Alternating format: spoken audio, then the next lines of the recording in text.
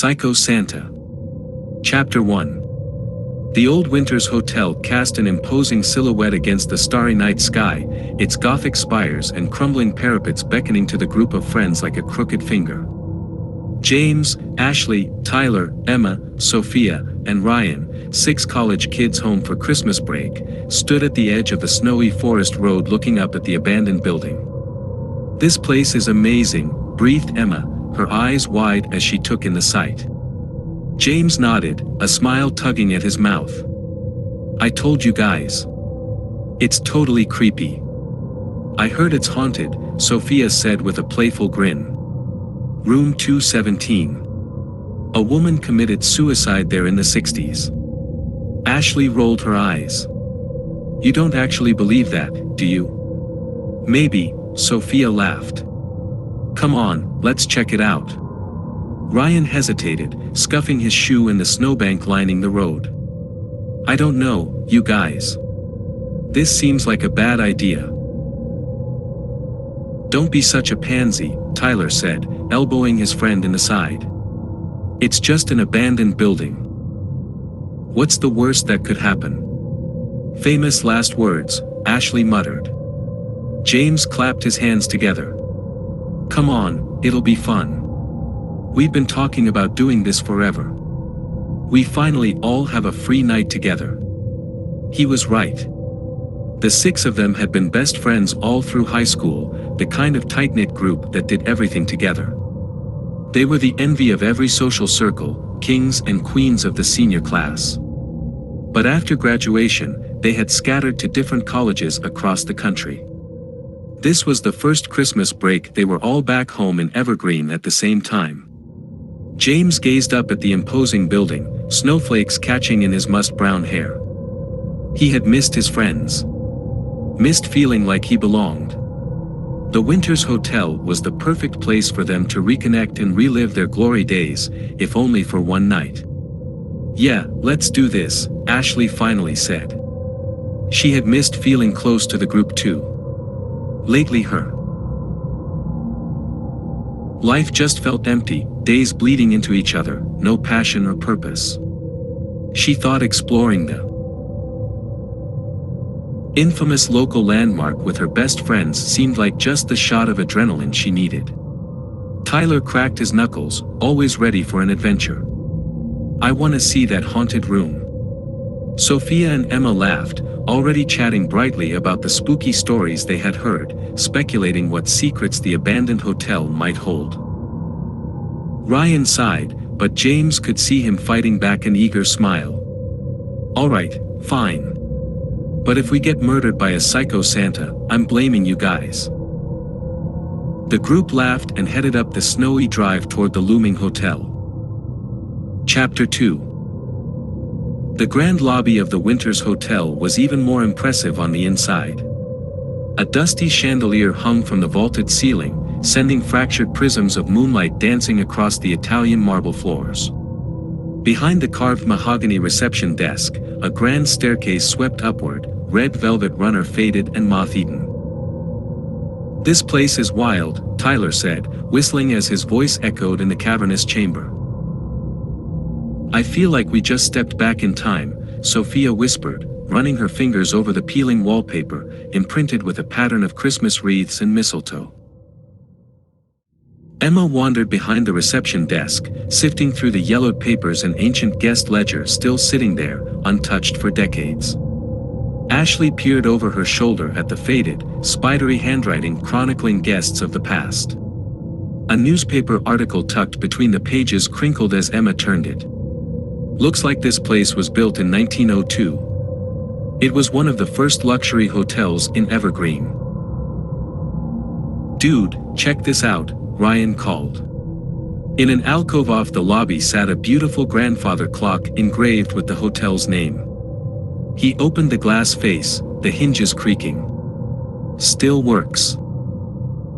As he set the pendulum swinging, the clock began to chime the hour, the eerie sound reverberating through the silent lobby.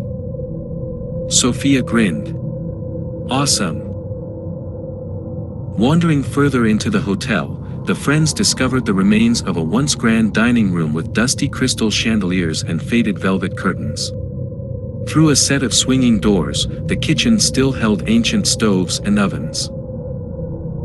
"So weird to think this place was buzzing not that long ago," Ashley murmured, running a hand over the butcher block counters as she imagined chefs busily preparing elaborate holiday meals. She could picture the well-dressed patrons chatting and laughing in the dining room, waiters in crisp white jackets bustling about. It was hard to believe it had been left to crumble. "Come on, let's go upstairs," James said. They had come to explore the infamous room 217 after all. Their footsteps seemed to grow heavier as they ascended the grand staircase, eyes peeled for any sign of the rumored ghost.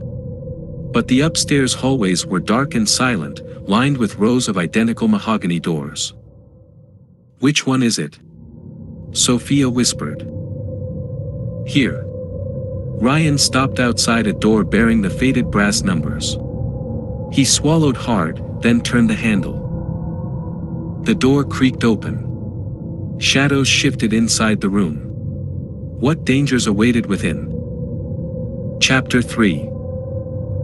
James shone the beam of his flashlight around the interior of room 217.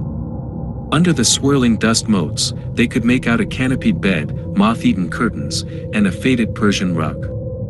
The room looked much like all the others they had peeked into on the upper floors, offering no immediate signs of hauntings or danger. "Well, this is boring," complained Tyler. Ryan sat gingerly on the edge of the dusty mattress. "What did you expect? We'd open the door and find a rotting corpse and bloody messages on the walls." "Kinda," Sophia said with a laugh. She crossed to the window and rubbed a clear patch in the grimy glass. In the moonlight she could see the snowy pines of the surrounding forest, the abandoned ski lifts and trails of what was once a popular mountain resort. "I wonder what made this place shut down," Ashley mused. "In its heyday it must have been something incredible." She tried to picture elegantly dressed patrons strolling the grounds, sipping cocktails on the sweeping veranda. There would have been laughter in the halls, music in the ballrooms, blazing fires in every marble hearth. It seemed sad it had come to this decayed ruin.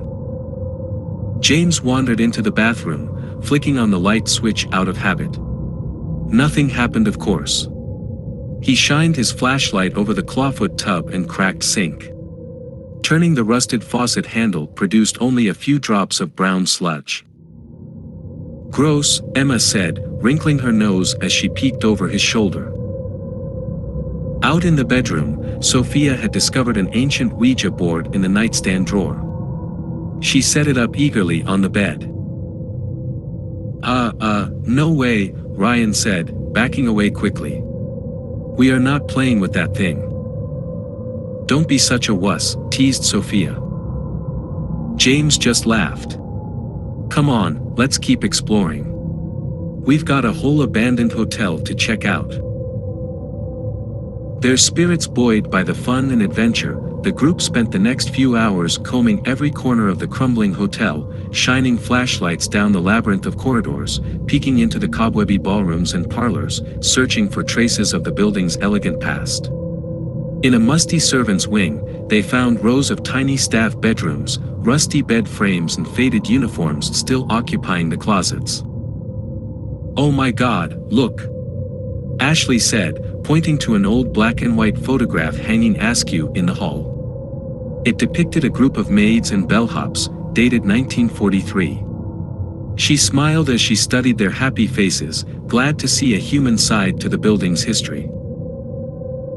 They encountered no ghosts or ghouls as they explored, but the creaking floorboards and groaning walls were atmospheric enough to keep them spooked and giggling. It was well past midnight when they finally collapsed in the lobby, spent. "That was awesome," sighed Emma happily as she munched on some vending machine snacks they had picked up at the gas station on the way over. "This was so much fun," Ashley agreed, smiling around at her best friends. She realized in that moment how much she had missed them all. How much she cherished these bonds. No matter how far apart life took them, experiences like this would keep them close at heart. "Yeah, tonight was great," James said. "Just like old times." The others murmured in agreement. Despite the late hour, none of them were ready for this perfect night to end just yet. "One more selfie for the road," suggested Sophia, pulling out her phone. They all crammed together on the grand staircase, faces flushed and grinning. Sophia held up the phone, their happy images framed by the decaying opulence of the ruined hotel. "Perfect," she said. "Now let's get out of here before any ghosts show up for real." Their laughter echoed through the lobby as they headed for the front door, footsteps quickening, eager to share the night's adventures over late-night diner food. They never heard the creaking footsteps descending from the upper floors behind them. Never saw the hulking shadow slipping into a side parlor, watching them go. Never sensed the dark intent in the eyes behind the Santa mask as the hidden figure lovingly stroked the blade of his sharpened candy cane knife. Chapter 4. The friends decided to stop at Holly's Diner, their favorite hometown hangout spot and the only place still open late on a snowy weeknight. The smell of French fries and sizzling burgers enveloped them like a warm hug as they grabbed a corner booth. Emma blew on her steaming hot chocolate, the marshmallows melting into white froth. "So did anyone else find it weird we didn't see any homeless people or squatters there?" Ashley asked. She had been expecting the hotel to be a popular spot for the local transient population. But they had encountered no signs of life aside from a few rats and raccoons. James nodded. "Yeah, I thought that was strange too. The place has been abandoned for decades." "Maybe they think it's haunted," Sophia said with an eerie wiggle of her fingers. Ryan laughed. "By what? The ghost of room service?" Their food arrived and they dug in eagerly, continuing to reminisce about the night's adventure between mouthfuls. Despite giving each other grief, it was clear they all secretly viewed the evening as a treasured memory in the making. A new story to bond over in the years to come. "Remember the look on Ryan's face when I pretended to push him down the laundry chute?" Tyler said with a grin. "I really thought I was going to die," Ryan exclaimed. "You're such a dick."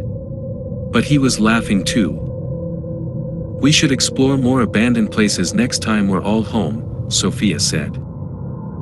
Ashley nodded. Agreed. It was nice to just get away from real life for a night, you know. Lose yourself in a world outside the normal mundane concerns of school, work, relationships. Feel the knot of daily stresses unravel. Yeah, James smiled. It was nice to just feel like kids again. No responsibilities or problems. Outside, the picturesque snow fell softly around the cozy diner.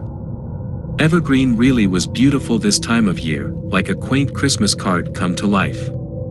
Festive wreaths adorned every streetlight, twinkling lights wrapped the lampposts and storefronts. The group of friends took it all in through the frosty windows, feeling content. Around 1 a.m. they finally stumbled back out into the night, pleasantly stuffed with diner food and so at ease they had almost forgotten the eerie ruin that started it all. Crap, I left my scarf at the hotel, Emma realized suddenly.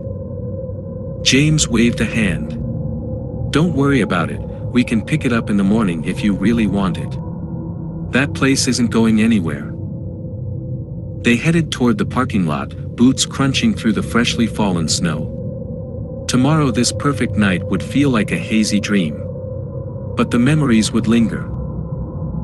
They never noticed the shadowy figure watching them from the cover of the nearby alley. Never saw the Christmas lights glint off the sharpened blade he caressed so lovingly. And they had no way to foresee the horrors the night still held in store. Chapter 5. Emma shivered as she made her way back to her car alone. She should have taken James up on his offer to return to the hotel in the morning for her lost scarf. But it had been a gift from her grandma, hand-knit from soft wool in her favorite shade of lavender. She couldn't bear to leave it behind in that musty ruin. The diner's cheery neon sign receded into the distance as Emma's boots sank into the snowy sidewalk. She had parked a few blocks away in order to grab dinner at the local Christmas market before meeting her friends.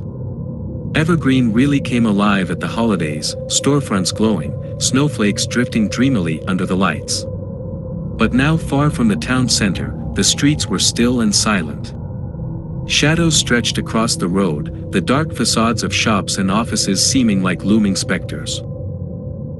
A shiver ran through Emma that had nothing to do with the cold. She quickened her pace, the night no longer feeling so magical and charming. She couldn't wait to retrieve her scarf and get back to the comforting lights of home. Rounding the corner, she breathed a sigh of relief seeing her little blue hatchback sitting under a street lamp. She hit unlock on her key fob and the parking lights flashed. As she approached, Emma slowed. Something was wrong. The back driver's side window had been smashed in, broken glass sprinkling the back seat. Heart pounding, she peered inside. Had someone broken in? Her emergency cash and even her backpack were still sitting on the back seat. With trembling fingers, Emma got the door open and popped the trunk. She rummaged under the emergency kit for the tire iron, gripping the cold metal like a security blanket. Who would break her window but take nothing? She considered calling her friends or the police, but shook her head. It was probably just some drunk kids messing around. No need to make a big deal and ruin the perfect night. Emma swept the glass off the driver's seat as best she could, pulse racing as the shards tinkled to the pavement. Just some harmless holiday vandalism. She would be fine. Starting the car, Emma cranked the heat to combat the freezing air now whistling through the open window. She U-turned back toward the looming outline of the Winters Hotel, which somehow looked even creepier and more ominous in the dead of night. Like it was watching her, daring her to come back. Get a grip, she muttered to herself. She refused to be intimidated by the abandoned building. The lobby was likely the safest place to wait while she quickly grabbed her scarf. Then she could finally put this long, strange night behind her. Pulling into the snowy drive, Emma parked as close to the hotel's entrance as she could. The broken window made her reluctant to wander far from the safety of the car.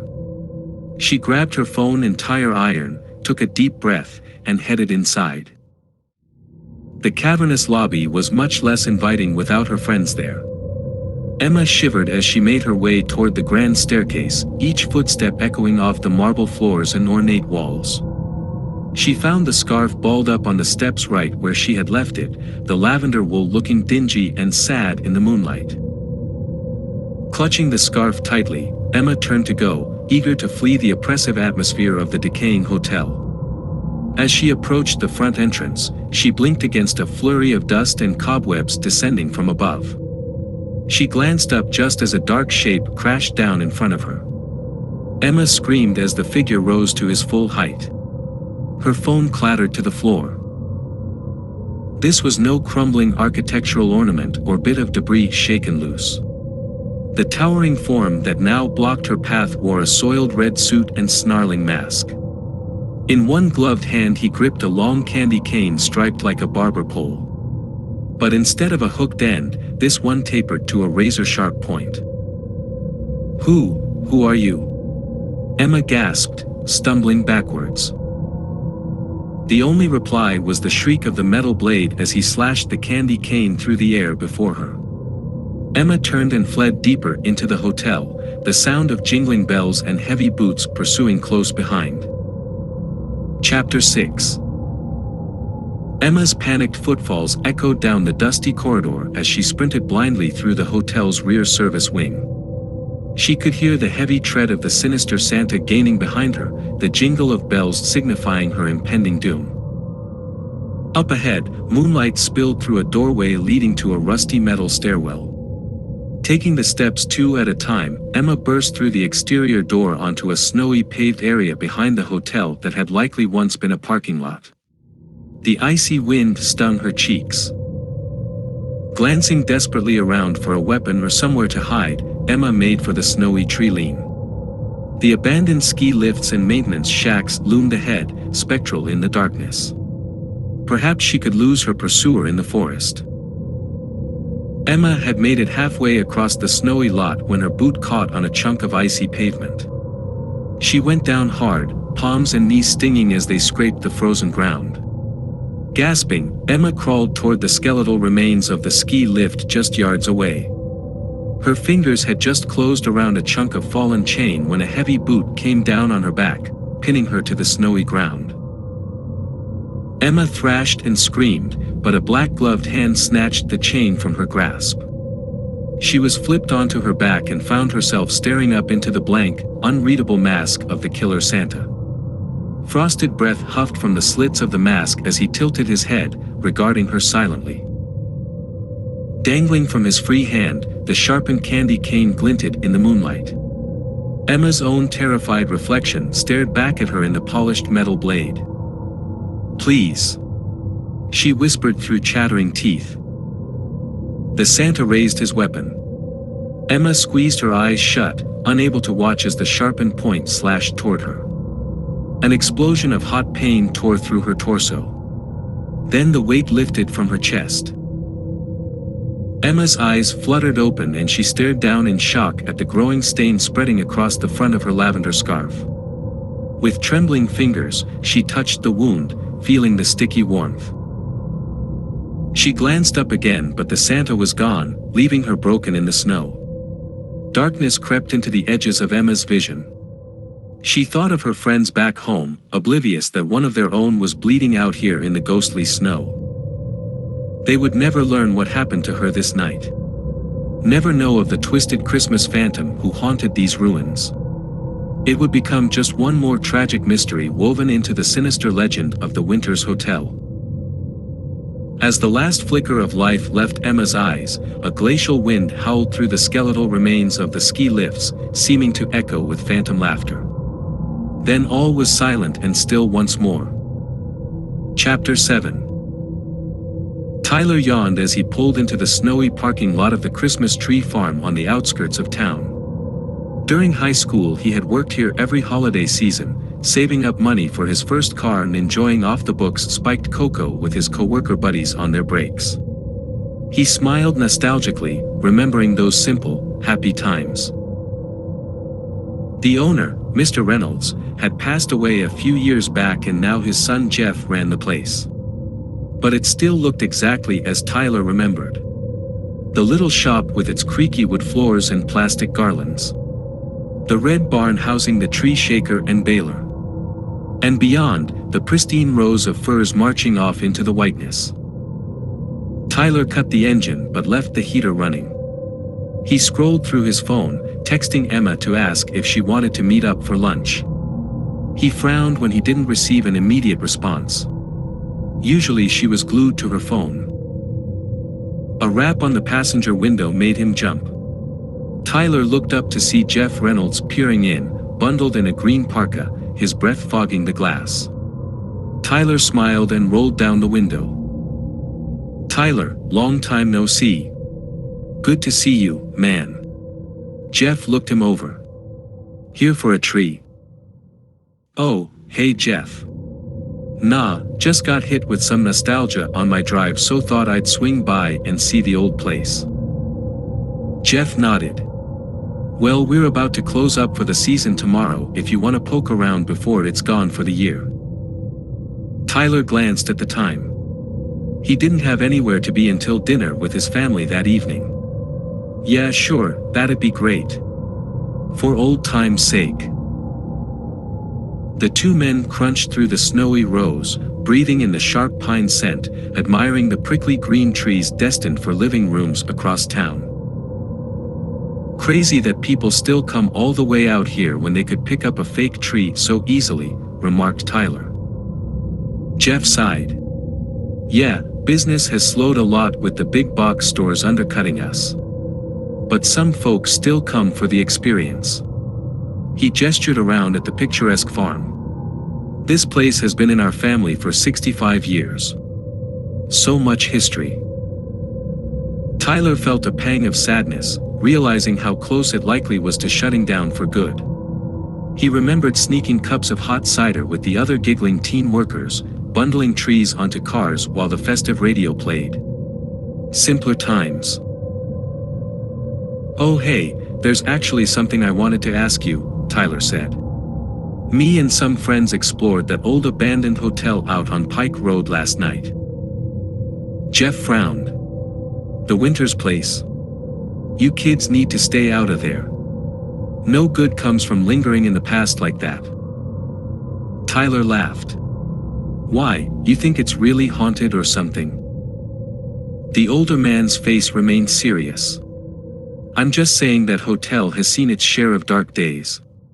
Bad doings went down there. It's best left alone." A chill ran through Tyler that had nothing to do with the winter wind rustling the pines. An oppressive silence settled over the snow-blanketed farm.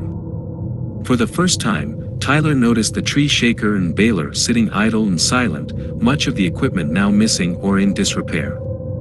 Jeff was right, the farm's glory days were long gone. Maybe the hotels were too. Still, memories of the carefree adventure with his best friends brought a faint smile back to Tyler's face. "Hey, at least let me buy a wreath for old time's sake," he said, breaking the heavy silence. "My mom would love one of these on our door." Jeff nodded, seeming to shake off the gloom. "You got it. Grab anyone you like." Tyler chose a full, fragrant fir wreath and hauled it back to his car, its scent already making the season bright again. He said his goodbyes to Jeff and promised to stop by again before the farm closed for winter. Tyler cranked up a holiday tunes playlist as he wound his way back into downtown Evergreen, willing away the odd chill from their conversation. But as Mariah Carey's cheerful classic faded between staticky commercials, a breaking news bulletin cracked through the speakers, sending a spike of dread through Tyler's chest. "Breaking news out of Evergreen tonight as police are investigating the discovery of a young woman's body behind the abandoned Winters Hotel." Tyler didn't hear the rest of the report. Blood roared in his ears. A body at the hotel, just hours after they had been there. It had to be some kind of freakish coincidence. Unless, their late-night adventure had awoken something sinister in those decaying halls.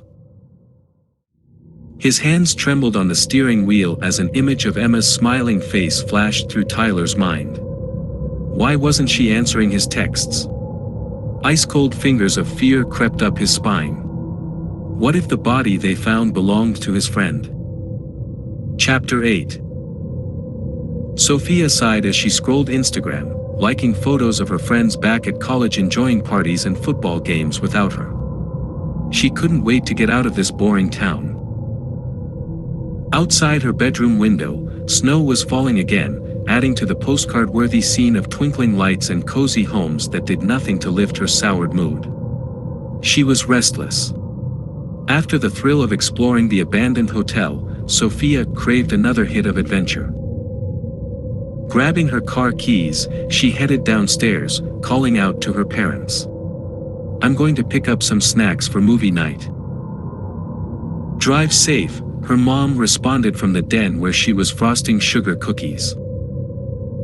Once on the road, Sophia turned up the stereo, rolling her eyes as Christmas carols blared. Everyone was so obsessed with the hokey holiday aesthetic around here. The remnants of magic from last night's adventure had evaporated with the harsh light of day. She felt suddenly stifled, trapped in the claustrophobic confines of her snow globe hometown. Impulsively, she spun the car around and headed for Pike Road instead of the grocery store. There was enough stale popcorn and cheap wine at home to get her through another tedious holiday movie night with her family. What Sophia really craved was a hit of that delicious danger and decay she had sampled last night. She pressed harder on the gas, winter trees blurring into abstraction as she left behind the twinkling lights of downtown. Out here there were no holiday wreaths or cookie shops, just snowy wilderness interrupted by the occasional lonely homestead. Sophia's pulse quickened. She had no real plan, just knew she needed to recapture that feeling from the night before. Prove that she wasn't as content and complacent as everyone else in this boring town. The faded private road sign was the only warning before her car jounced over frozen ruts. The Winters Hotel emerged from the forest looking just as grim and imposing.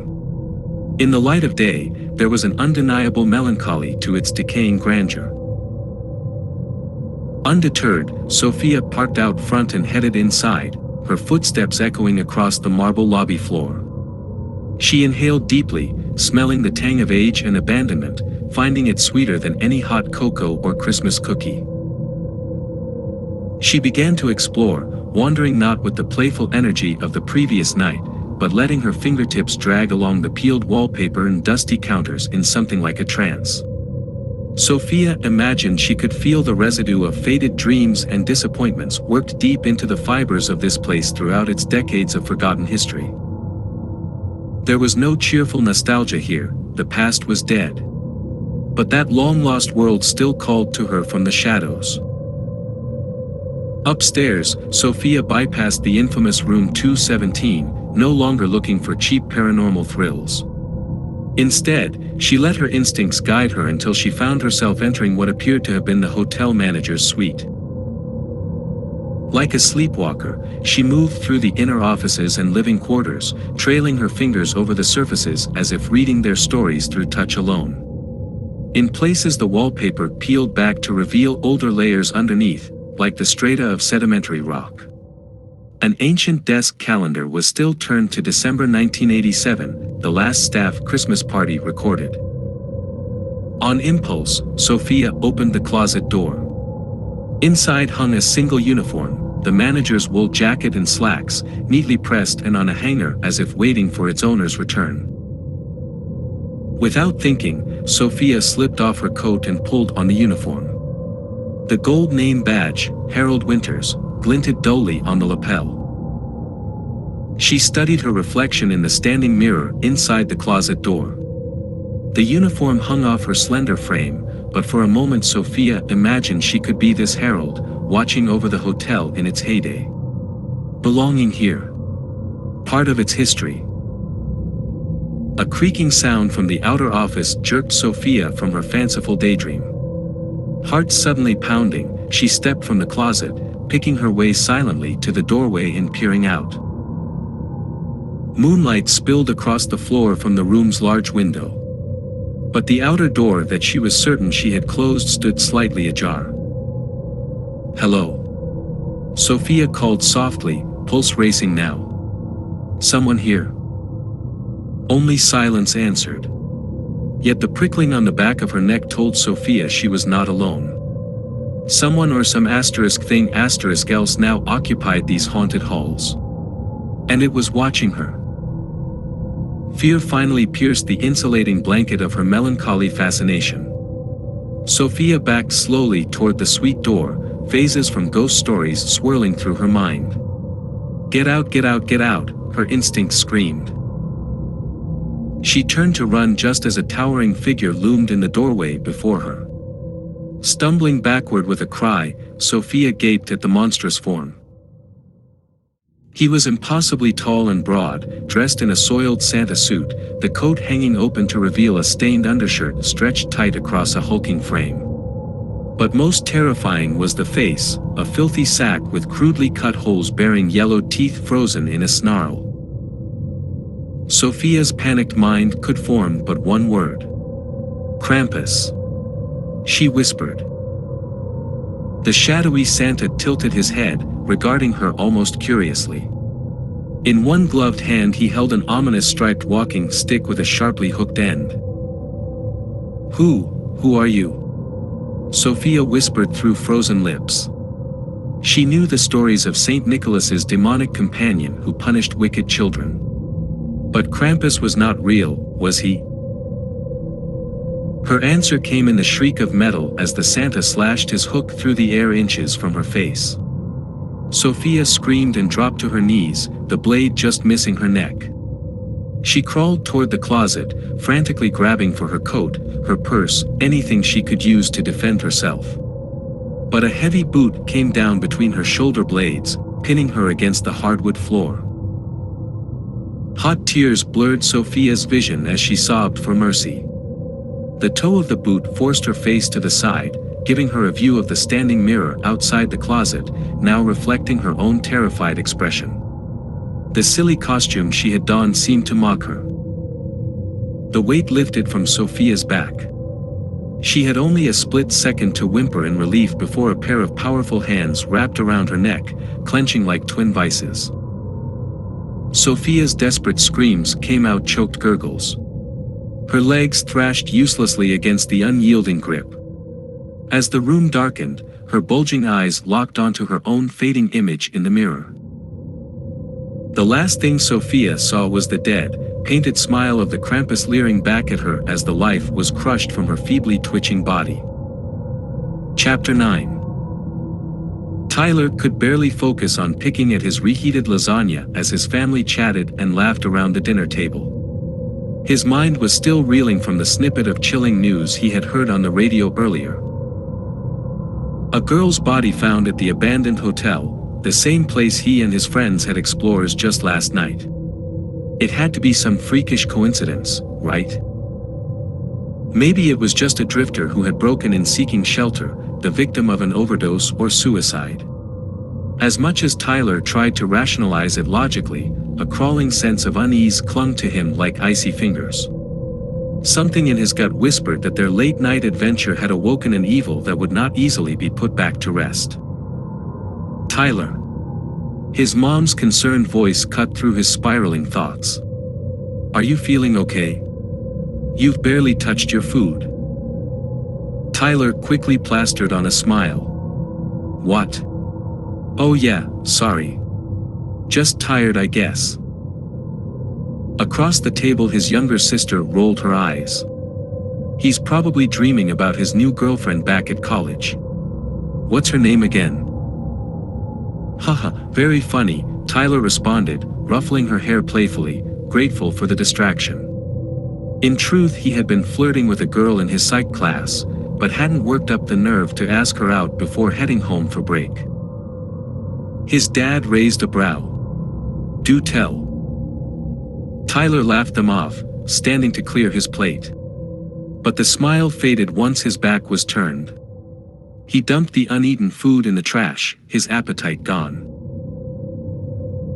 Through the kitchen windows, the woods behind his childhood home were cloaked in shadows, the trees almost seeming to creep closer under the cover of night. What menace lurked out there in the dark? As Tyler washed dishes, his unease continued to grow until he could no longer resist pulling out his phone to do an internet search for news about the body found earlier.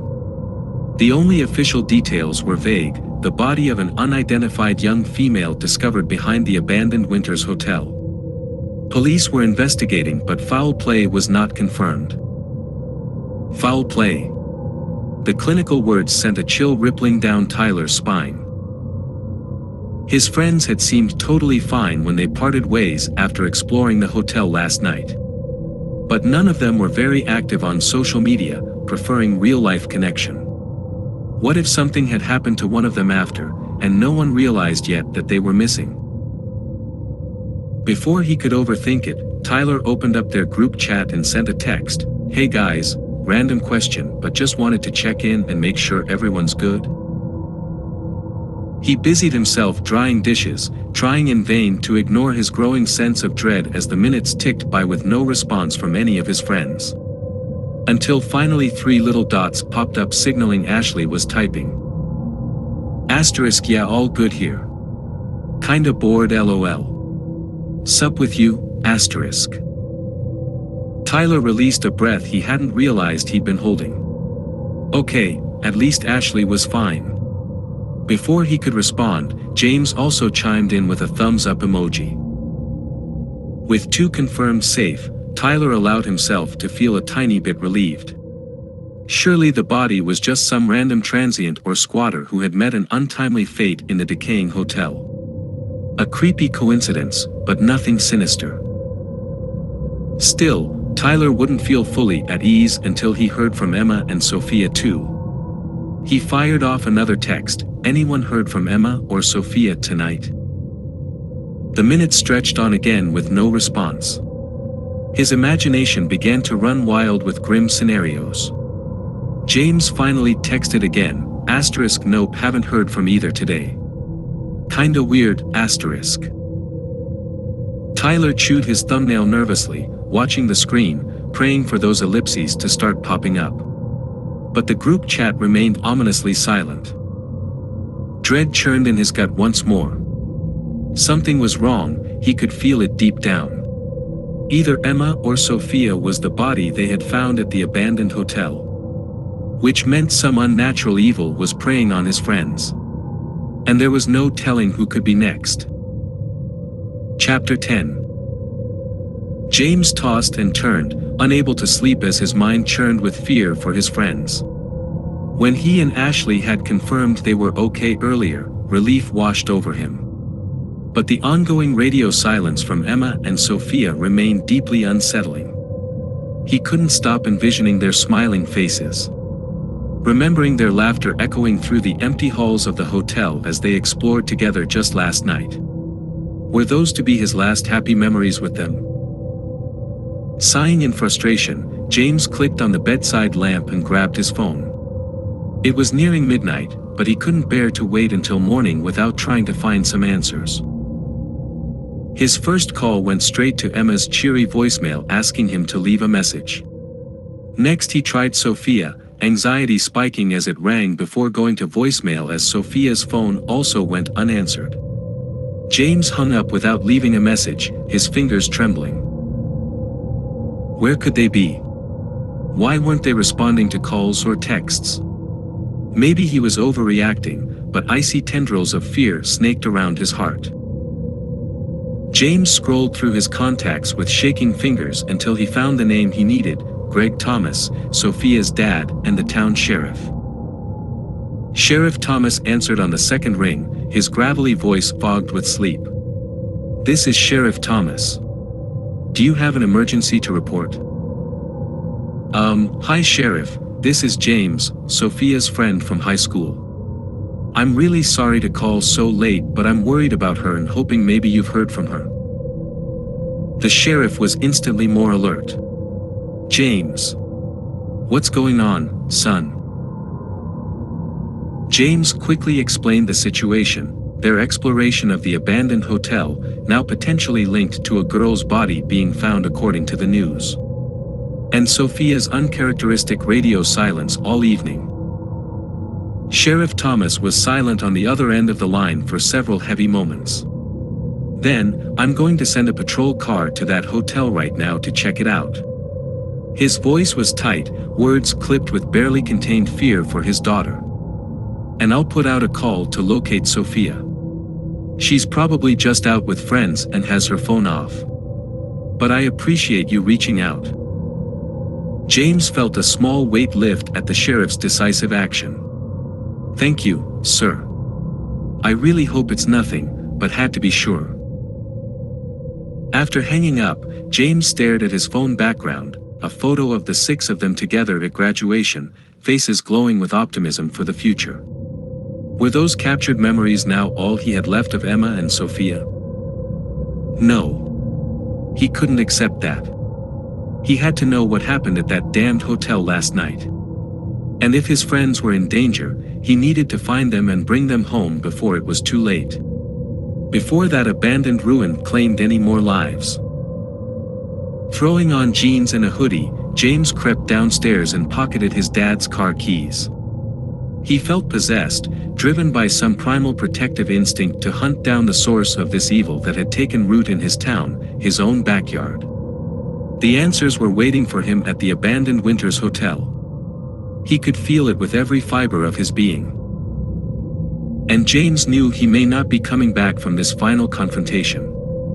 But he would sure as hell make sure this ended tonight, whatever the cost. For Emma and Sophia. For the friends he loved like family. Gripping the keys, James stepped outside into the silent snowfall swirling through the night.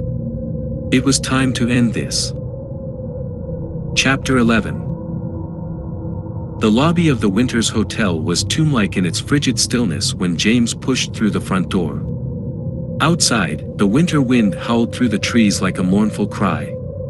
But inside only oppressive silence greeted him. James' flashlight cut through the darkness as he swept it across the familiar furniture, now seeming more ominous and ghostly. He almost expected to see his friends emerge from the shadows, giggling and eager to continue exploring like nothing was wrong. "Emma," he called out softly, voice echoing. "Sophia? Anyone here?" No response except the creaking of floorboards under his cautious steps. Swallowing against the dread rising in his throat, James forced himself to ascend the grand staircase. Though he strained his ears, the hotel remained void of any signs of life. Even rats or drifters seeking shelter from the cold seemed to avoid this place. As if they too sensed the wrongness that had seeped into its very bones. When James reached the upstairs corridor, a soft glow beckoned from an open doorway halfway down on the left. Heart pounding, he crept toward it and peered inside. His breath caught in his throat. Illuminated in the moonlight was the hotel's infamous room 217. But even more chilling was the scene within. A makeshift shrine of sorts had been erected on the old desk, composed of debris clearly scavenged from around the hotel. James' wide eyes took in the portraits propped along the back, aging black and white photos of guests smiling unaware at the camera. Closer, weathered room keys, employee time cards, and other artifacts from the hotel's past had been carefully arranged around flickering candles. All circled around a piece de resistance, the mounted severed head of a deer, staring with glassy eyes. James stumbled back, bile rising in his throat. What kind of occult ritual was this? What twisted psychopath was lurking in these halls? Swallowing down his horror, James realized whoever had created this grim shrine may also be responsible for his missing friends and the dead girl found earlier. He had to keep searching.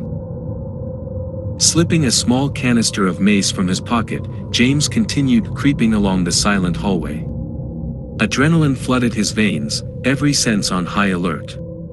The doors flanking the corridor all stood closed except for one halfway down on the right which hung slightly ajar.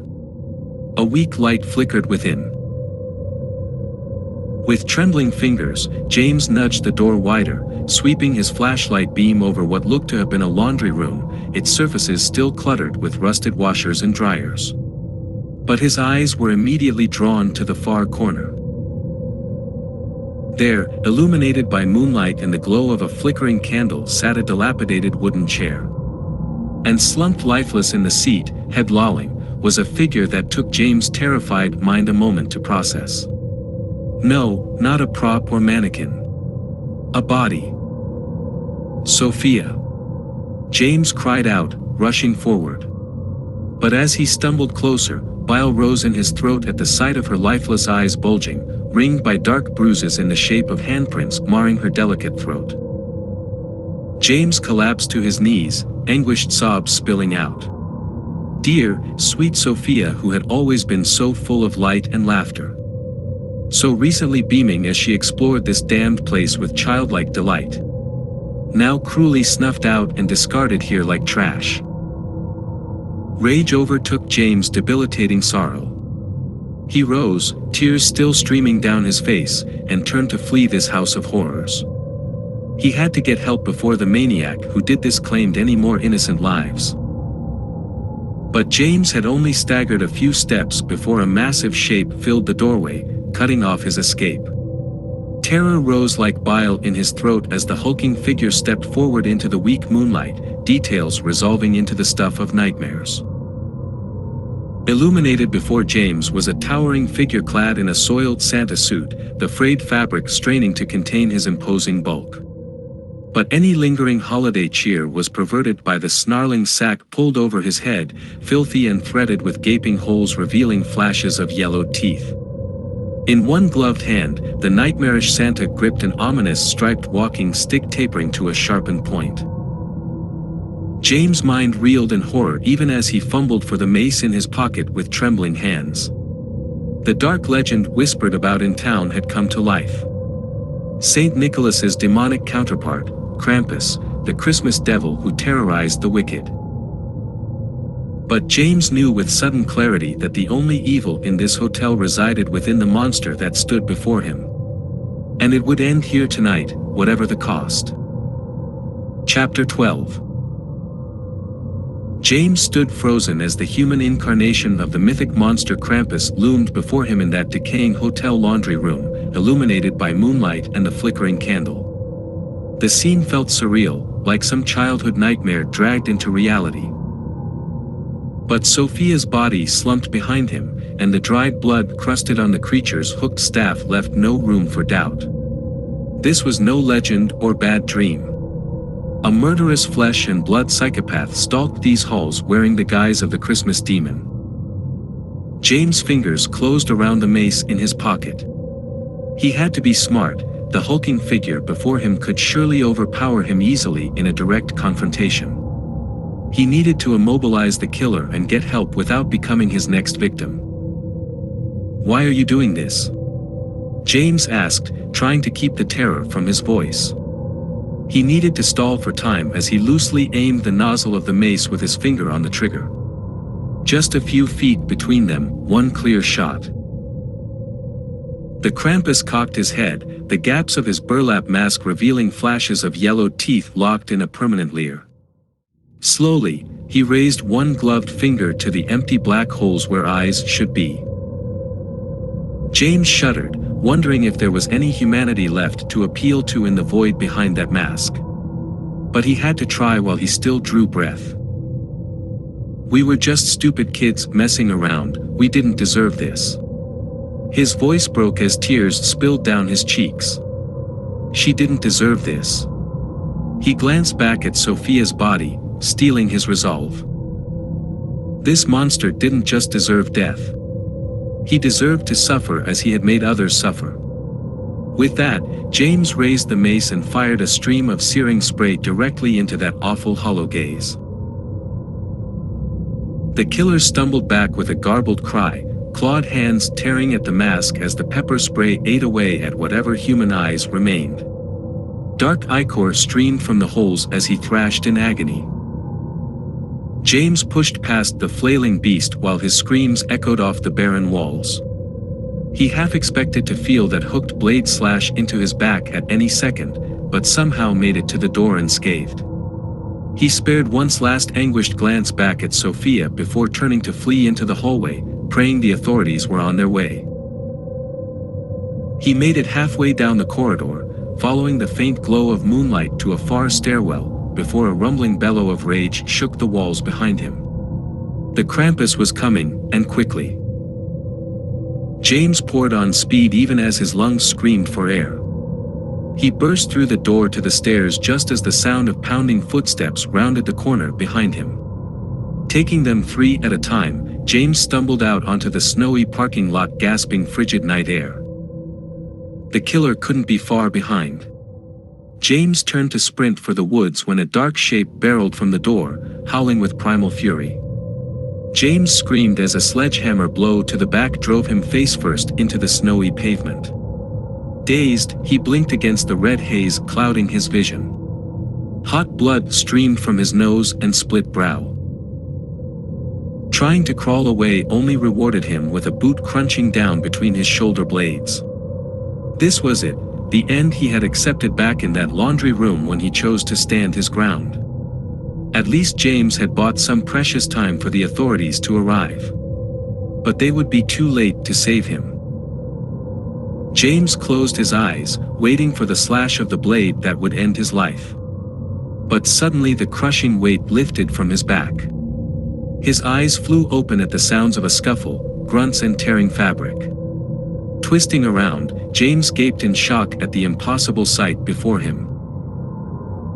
The Krampus thrashed and flailed, but the small figure clinging to his back clung like a terrier, wielding a piece of jagged chain. Ashley slammed the makeshift weapon down on the creature's masked head again and again.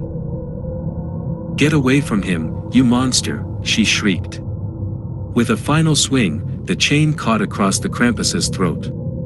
He staggered back choking, black blood streaming from his ragged mask. Ashley grabbed James' arm, pulling him to his feet with surprising strength. "Come on, we need to hide." They took off for the tree, lean hand in hand. Just before they reached the woods, James risked a glance back at the hulking figure bent over and gasping in the snow. For the first time, the monster looked small, fragile. Then the Krampus screamed after them into the darkness, the sound pure rage and anguish. "You can't stop the past from catching up with you." The words sent a chill through James, but he squeezed Ashley's hand and together they melted into the shadows of the woods. They ran until the hotel was lost from view, then collapsed in the snow beneath a pine bough, struggling to catch their breath. Ashley was the first to speak between ragged gasps. "Are you okay? When I got your message I just knew something was wrong, and I had to do something." James shook his head in awe, adrenaline still flooding his system.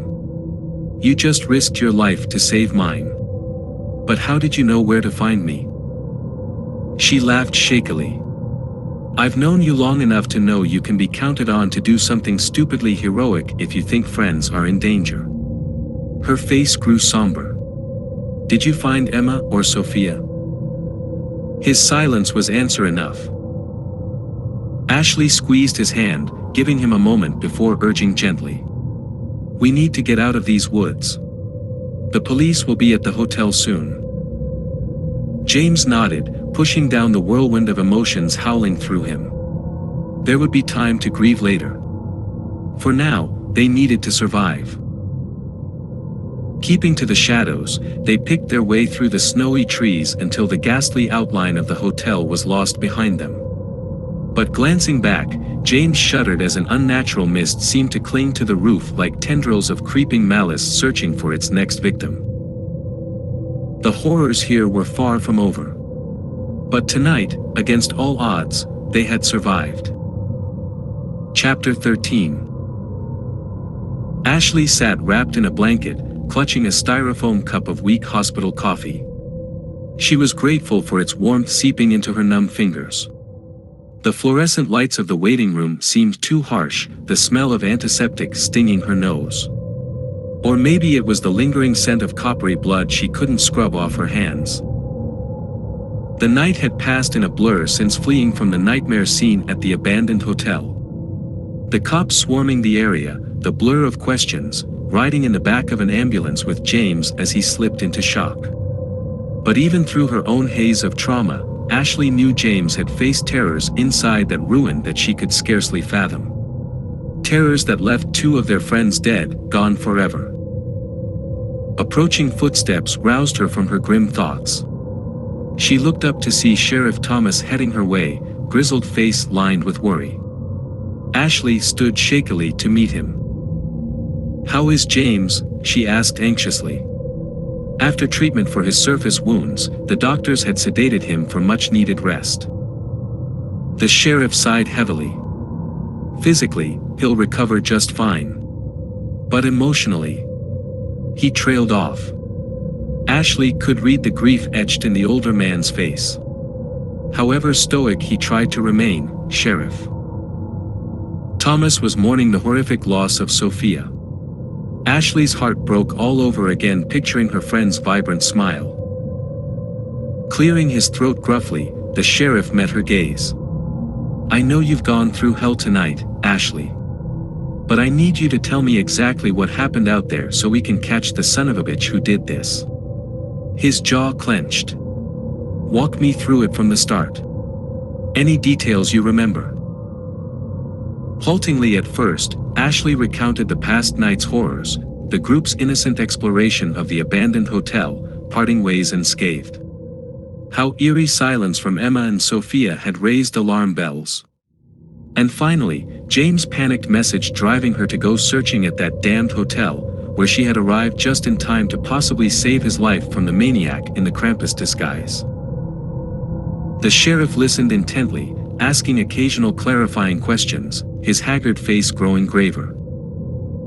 "This thing he eventually said. You believe it was human under that mask? Ashley thought back to the feeling of the chain crunching into flesh and bone. The spray of hot blood. The all-too-human wails of pain. I know it was. Just an evil psychopath trying to seem more than human. But he bled like anyone else. She shook her head bitterly. I should have hit harder, finished him off. Sheriff Thomas laid a hand gently on her shoulder. You did good, Ashley. Because of your bravery and quick thinking, you and James are alive. That matters most right now. Ashley nodded, trying to believe his words of reassurance. But she had a sinking feeling that catching the monster would not be so simple. That the evil that had seeped into the very bones of the Winters Hotel over a century of forgotten darkness would not release its grasp so easily. When can I see James? She asked softly. I just really need to see that he's okay. Sheriff Thomas gestured to a nurse who stepped forward to escort Ashley back. As she walked away, he called after her gruffly, You did good, kid. Your daddy would be real proud.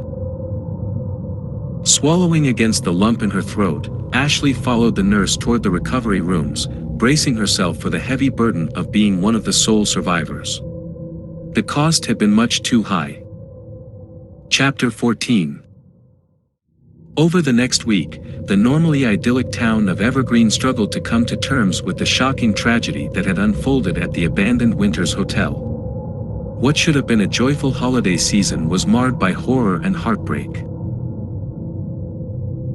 The disappearances of Sophia and Emma were now confirmed to be linked to the murderous rampage of the Krampus killer, as the newspapers had dubbed the costumed psychopath who remained at large. James had been finally released from the hospital into his worried parents' care. Though physically healed, he seemed to carry a shadow behind his eyes that had not been there before. He refused to speak of what horrors he had witnessed in those decaying halls, except to tell the authorities it was human evil, not the supernatural, that had taken his friends. Ashley tried to maintain some facade of holiday normalcy for the sake of her family. But behind closed doors, she pored obsessively over every news clipping about the case, drawing up lists of potential suspects. She was determined to unravel this mystery and bring the monster to justice. It was the only way she knew to honor Sophia and Emma's lives cut so tragically short. On the surface, life went on as families trimmed trees and hung wreaths. But an undercurrent of fear now lurked beneath Evergreen's charming holiday charm. Parents eyed strangers with suspicion and kept their children close. Teens still gathered in friends' basements and cozy cafes, but their laughter held a shrill edge, bravado masking unease. At the local courthouse, concerned citizens pushed for an immediate demolition of the Winters Hotel. The abandoned ruins had cast a pall on the town for too long, they argued. Now it had claimed innocent lives. Razing it was the only way to start healing.